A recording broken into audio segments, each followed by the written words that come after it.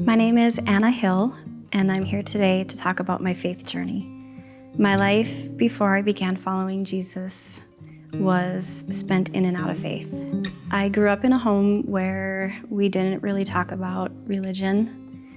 We didn't go to church regularly as a family, and the only way I could do that was having a neighbor pick me up and bring me to church. And I loved being there.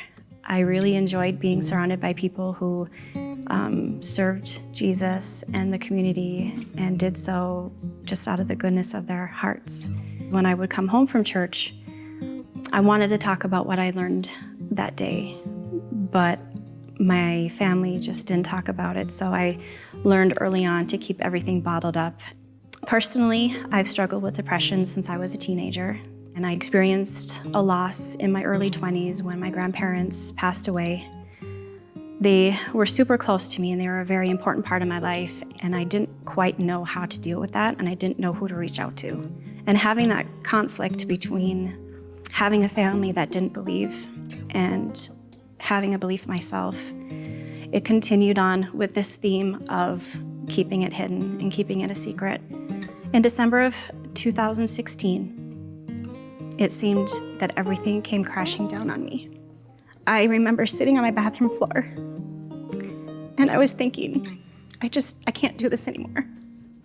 I didn't know who to talk to. I didn't know who to reach out to. I knew I didn't want to die, and I knew I didn't want to leave my family here. And I prayed to God to help me and to send me a sign that I was meant to be on this earth and that there was so much more that He had planned for me. After I prayed, I felt a sense of peace. And my husband, Nick, and I decided to make a plan.